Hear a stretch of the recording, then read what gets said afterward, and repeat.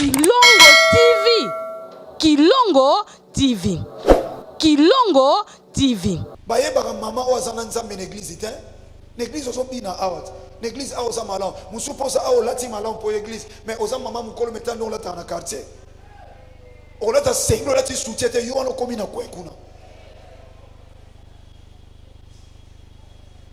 Kokota mapango abatu kaka yo mama église, mama oyaka prière. Mais ozakana oyo obeta masula oyo otika la porte sino ke na porte ya voisine. Okeko fanda kuna na age oyo ke kosani.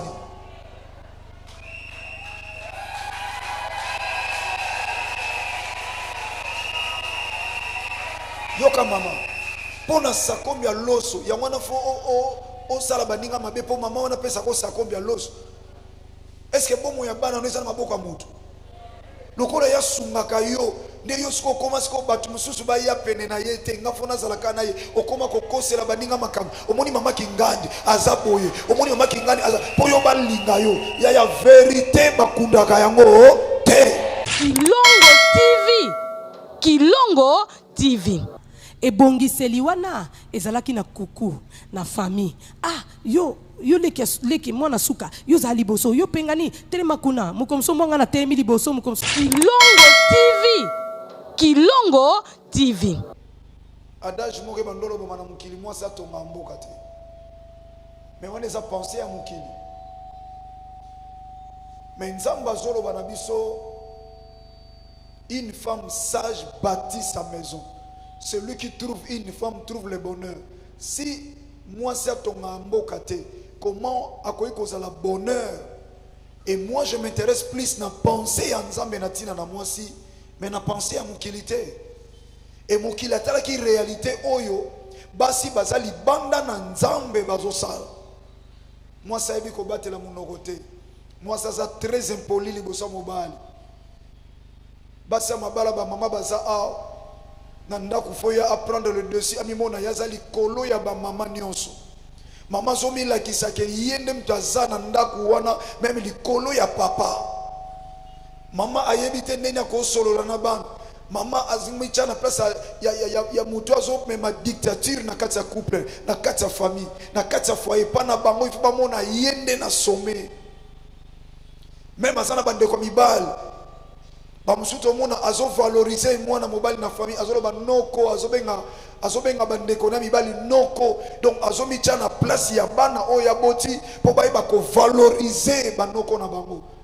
Mais combien de maman oyo noko aza humilié même bana oyo boti batosaka banoko na bango te batosaka ba mama leki na bango te batosaka ba mama kulutu na bango te. Pourquoi? Parce que yo maman on se fait voir que c'est toi qui es la tête, c'est toi qui domine. Et puis je ne cesserai jamais au loban. Maman, si vous avez moi 4 super, vous avez un super. Vous avez un si vous avez un sungi, vous avez un loka kolia, vous avez un suisi kolia. Nyonso toko zwa mukolo tokufa etikala. Et loko l'équipe bolingo ezate. Na mituna kanga moko na ebite. Nini ko sala ngande na zabo na fandika na komi mutema mabepa mama oyo e banda no ndenge nini pona intérêt nini na ko so atanda banda ko critiquer mama oyo donc pona intérêt nini yomba bilo msufo o comprendre mutu peut-être mutu akoza pe na sorcellerie inconsciente pour église tozo so maté ata munyonso maté ya église eleki même maté ya classe pour maté ya classe sukaka obani na primaire ko suka OK humanité suki OK université suki mais église eko suka tie mukolo na ngwa zonga donc ça dit ozo so maté ya mikolo nyonso mais pona nini ozo bongola motema te. Mais c'est clair ngana fandi awawa mama reto bandiko yebisanga omoni mama Colette wana etala boye non mona déjà que o amuninga malamu te mais tant musu muto yo solo mabe pona ye tant musu ba moni pe na suka kiliti mukolo mo pe bokenda ki nzela moko e mingi ezala bato obaloba mabe baninga esaka bato bazala na bango. Kilongo TV. Kilongo TV. Basa bozala kana ye mais okomo yebisanga mabe na ye e bandi ndenge nini. Et Et na yom tozo yo kaye ozo mona teke oyo azo sala moninga wana yo pa ko sala ngo yo po yo za différente te na wana bino no suboza ndenge moko songi sai na nzela loba mwana na nzambe soka moni moninga na mabe bible lobi benga ye bosani bobongisa Kilongo TV. Kilongo TV. na karzata na wenzo pesa bango to ipona ni balo mabe baninga Kilongo TV. na zoeba source na ngote est-ce que nana nyonga mutu te okoza na nyonga mutu oza na finance oza na matériel oza na biloko songolo mais koza pena ba nyonga batu sur le plan spirituel wana nyonga satana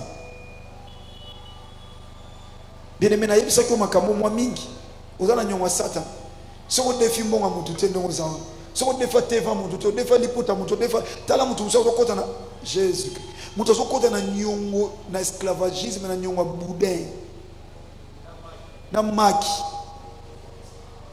nyonga spaghetti na mwengi mutu akoti na boumbu amone oka normal oyebi etandam ya mutu a defiso spaghetti na mwengi oyebi aitada mamuto yokutu mama wana nyonga mwana verni kota bibila ko yebi ete azotambola makone komi salita chao verni era kofuta ka kende wana manzaka mila azotombola me adefisa o manzaka ana nyonga manzaka tala na nyonga manzaka ata bakoko na biso batikale ko zama ngote ana nyonga ya verni bachaye changa placage ba plaka yo mena nyongo opesa mbote lokwa mtana nyonga mtema manzaka ngwezo ngenga menzoko kota na boumbu likolo ya manzaka okota na nyongo likolo ya mikate ya mwana na coin okota na boumbu okota na esclavagisme eko changer te oyo azo defa aza moumbu ya mutu oyo azo defisa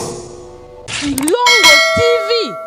Kilongo TV. Biteur oza na nyongo batu nini musupo bima pombo boso na ufuta te sala ngoko sala oh basi piko na mboto lingo yoka yaya na mukito zana ba droit na ba devoir azana droit ya osinika e yo fo kita po mtu ana nyongo na ye moumbu liboso maître atomba magatin Bible lobi un esclave honore son maître alléluia donc ce qui veut dire tant ozo defa ozo comme ça mutu ana maître ataza mwana yo defi ndongo na ye akomi maître na o. Ce qui veut dire que le banavine est au salon. Moi, on a mon cœur défait l'eau on est dans quartier. À comment mettre na. Alors, un esclave honore son maître. Donc, yo nous allons honorer. Et surtout, ce que ça m'a mis salamabe.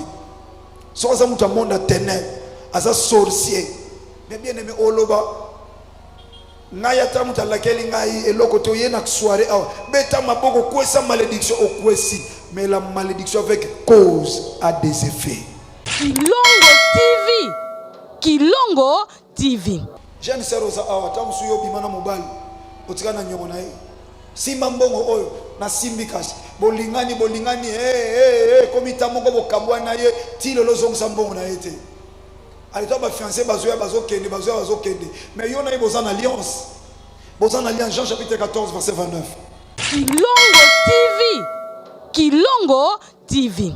fiancé ya kei obandi commerce simba te odefoka biloka batu obanda koteka okweya ozongisa mbongo te bapamboli opa muto zwi mbongo ole osisa no nyongo zaki nango na batu te obandika commerce obie obongisa na ndeko na nyongo na yo ya $100 na ndeko na yo tana osala boy so na futa kyango te pona za ine lote nzamba salinga grâce na solo bana sincèrement le Seigneur me voit nakutana ndeko moko ya mutema mawa akabelinga $100 nenda banda koteka eza kutu mukena ninga na ko bongisa na yo moni nyongo ya 100 soki okondi mana futa ta 50 na banda ko bunda ta na 50 pona kwa ko vivre to mona kipa bana kipebana soko sala na grâce lo kwa ndeko na pardon bon na zaina koposa mbongo mais ndengo lobi na limbisi problème te ça va yaya pourquoi parce que okene na esprit ya bonzambe o comprendre aux enseignants yo mo po meto sambe la kasi yawe na futi ne wande ko sali sangai na bolungwa la kisi na sini sango poto luka kimya nzambe na diko sala te na sali kam ona bondeli yo mo santo na kombo na Yesu Masia Nazareth amen ya 50 yango osiminze okay Mais yo koto au défa. Oui, vous en avez raison. Na futa mote po na boye ko futa te. Biloko ngwe bebaka. Ezaki périssable. Siko ba saison wana biloko ngwe bande ko simba te te bebaki nango. Siko yake loba loba. Bon biloko na liaka mbongo ngo. Bien aimé osinanga contrat ya nyongo. Promesse ali source. Promesse source. Tango zwaki olobi na défi. Olobaki teke soki e bebi na ko futa te. Te. Bosukaki na défi. Ye patikali au défi. Oye ko ya sima est concerné.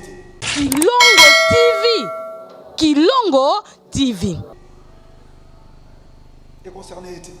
Au salaboy, au teka et simbate. Au salaboy fiançailles et simbate. Moi na mobile abat. Au liaka mbongo na yi. A simbisa. Na ko zong selete. Mikola fana na nga na fana na epamba te. Na pesa ko pesa nzoto. Siko na tila ko pesa nzoto. Siko ta onsolo ba azui nga te pamba de tongo par rapport à quoi. Loba na biso clair que asakaneli sakaneli nga pamba te. Ko loba te ke na zui ta pamba te. Poso na pekisa ko aboyi na yo OK no tranquille ya zo le kana boni bien wana ba respect. Mais le sozo le kabo a mono lo kwa wana ki tala mobi bana zo mona yo. Na ndenge za na nduta koto ayebi yango. Na ndenge ba pesa ka otonga mo ke so ka yo bien te ona quiz ayebi yango. Do ta onsolo le ka a mono ki tala. Après on kosa biso afin na ba mule bela pamba te ngape na kangi mbongo wana futa mbongo ba toza nyongo batina ko to ke long la bilamba Kilongo TV. Kilongo TV. batina ke otenta batia ke yoka gite to batia ke yoka gite le loko me loko pamba na misu na ye atola ti robe mulai loko mamelo amone loko te amone ayebi o très bien. Na mama kuta bota la bossa na ninga kolisa kayo. Mais ye kutu ayebi yo bien na kimukola yebi yo malamu. Ayebi yo no za. E yo kutu son leps na frère église ayebi yo bien, frère église ayebi yo. Frère église ayebi yo. So ipenza masimu tema na papa limisa ngai, sero ana na yebi azaka neni. Bon. Soko l'équipe a jeune comme mata, azana mo likwanza mo woni chaye noir. Oseki meza soni pona yonde kwa mwasa bongo. Soni. Il faut à la fière aux okende boye. Bana mibali bazolekana. Oza sûr que na quartier oyo na milieu oyo muta obeta tolo ka yebi ngazate. Même mes frères, c'est de la honte. Une seule église à mona ka yebi yo. Et ça bêtise. Et ça soni. Et ça Kilongo TV. Kilongo TV.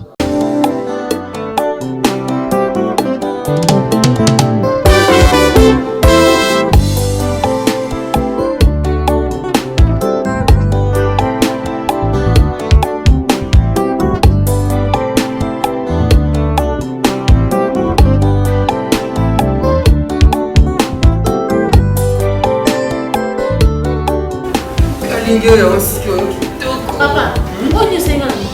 Oh, kasi na kani ya Mais on katinga suki. Papa, on a tout katinga suki.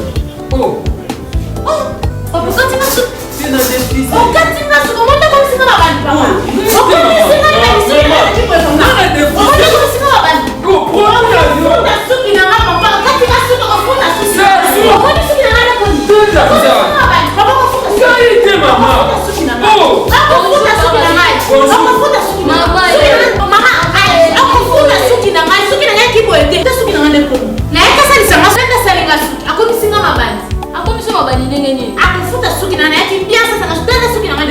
Mama, akati usuki ndenge nini? Osali li produit nini?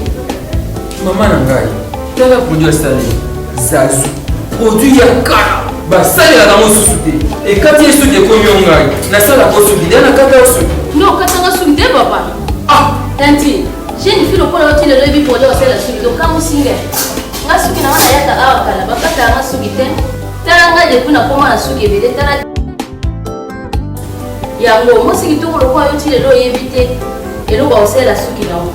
Pour les cheveux brillants et pleins de santé que vous aimez, faites confiance à la gamme Edith Marquis Beauty.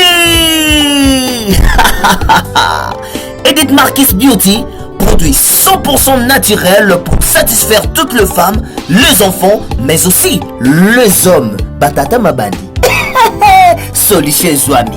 Avec la marque internationale Edith Marquis Beauty, vous y trouverez aussi la pommade, shampoing, huile miracle et l'après-shampoing pour la réparation et les traitements de vos cheveux. Utilisez la marque Edith Marquis Beauty pour bénéficier de ces 3 actions. Alors, ne posez pas de questions pour savoir où se vend le produit Edith Marquis Beauty, puisque c'est une marque internationale. Il vous suffit tout simplement d'appeler au numéro Sokobengi Osamo Bimba. Edith Marquis Beauty, la protection et la garantie de nos cheveux. Edith Marquis Beauty, solution à la basuki na biso.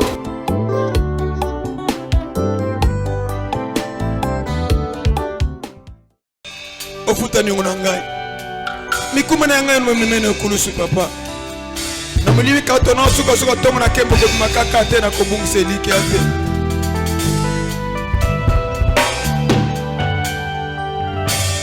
Ofuta ni na ngai.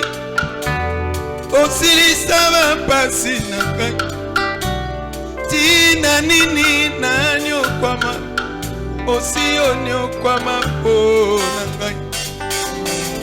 Nakomi na suka makasi esili ngai esanga loboko na yo salela ngai na yo makile mwana esimbaka ngai papa loboko no yango nde esimbaka ngai papa asimba ngai kotika ngai te yo nde nzambe ngai natalelaka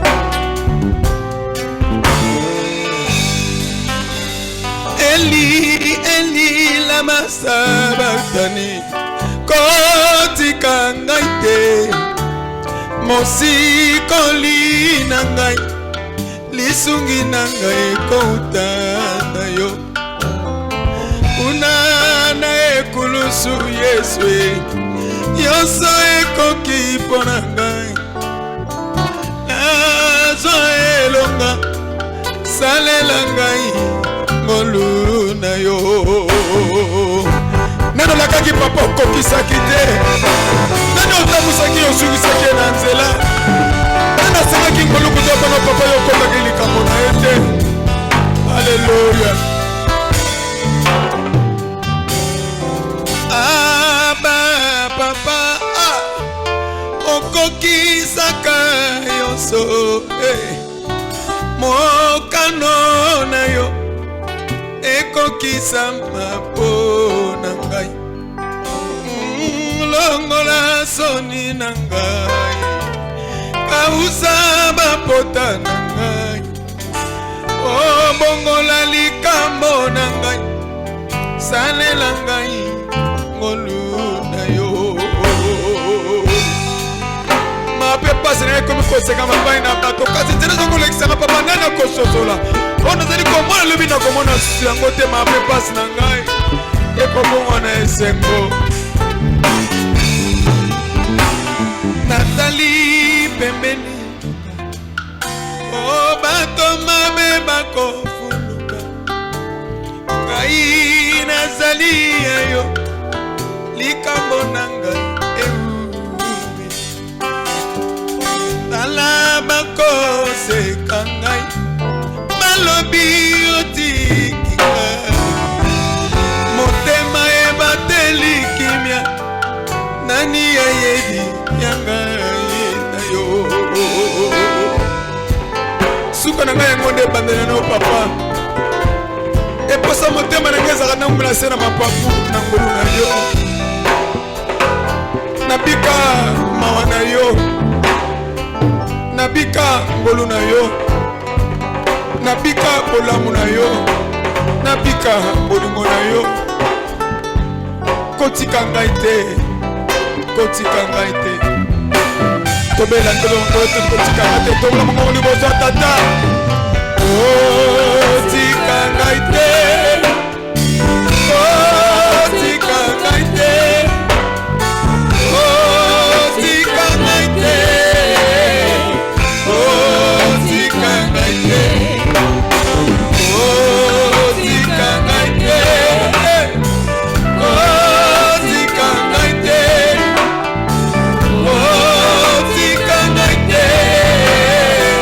Oh papa asimba ngai. Papa asimba ngai kotika ngai te. Olakaki ngai te kozala na ngai. Olakaki ngai te kolongola soni na ngai. Kona nga azali moto te po etakosa, azali mwana moto te po ngai loba na ye. Bilaka na yomelaka seko atako yango umeli. Suka ekokisama kaka. Kumisa kombo na yo. Alléluia. Jésus. On n'acclame pas. Otika naïke. Aïe, aïe, aïe, aïe, aïe, aïe. Aïe. Quelle belle chanson. Pour la soirée de Jésus Nazareth. 24 veilleurs bakumba melaka yo. Yango ngape nasepe na kumba mela yo. Ovandi na kiti yankemo. Osingami na banjelu. Tango isoko gumba mela yo. Mwende na yo eleki likolo. Esimbami na maboko ya moto te. Moto moko te avanda likolo. Ovandi likolo ya likolo. Bule bule na gumba melio.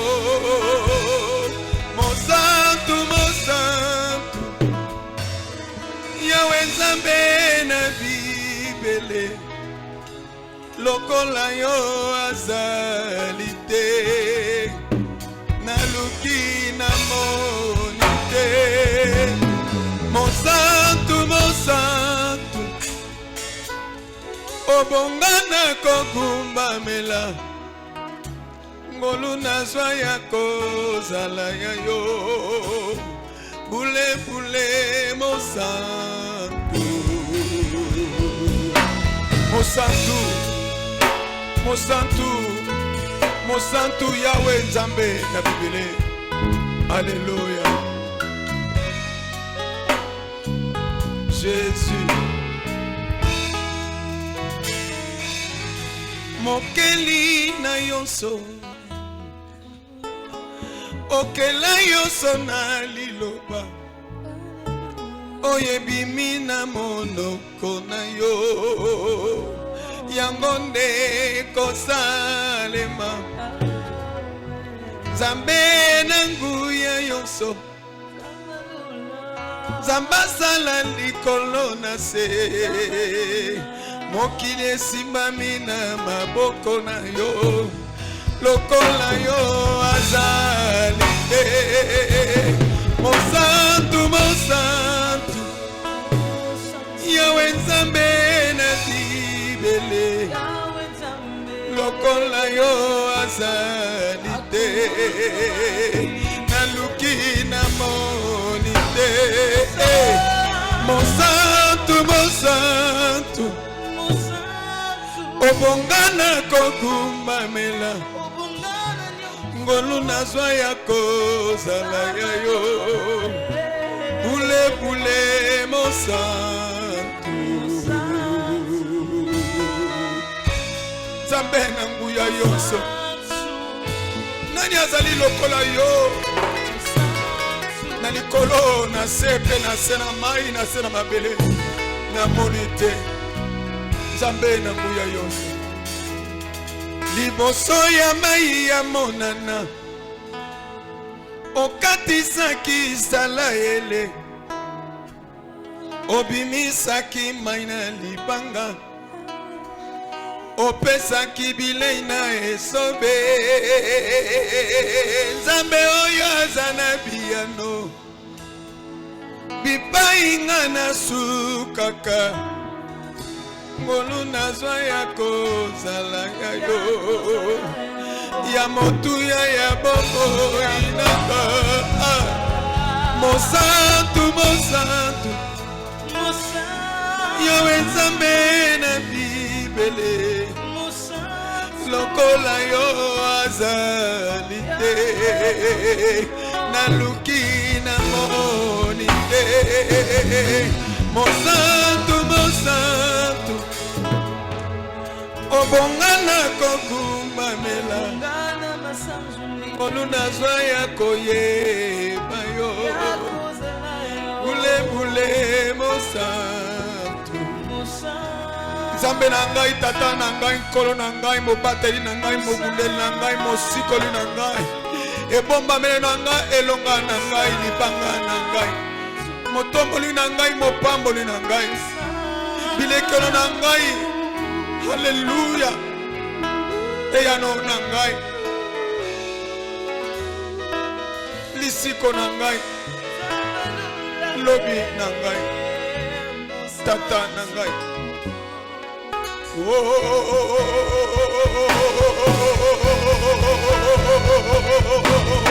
mosantu mosantu yawe nzambe na bibele lokola yo azali te naluki namoni te mosantu mosantu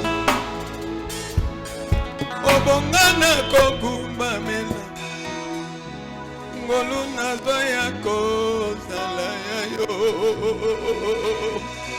pule mosantu.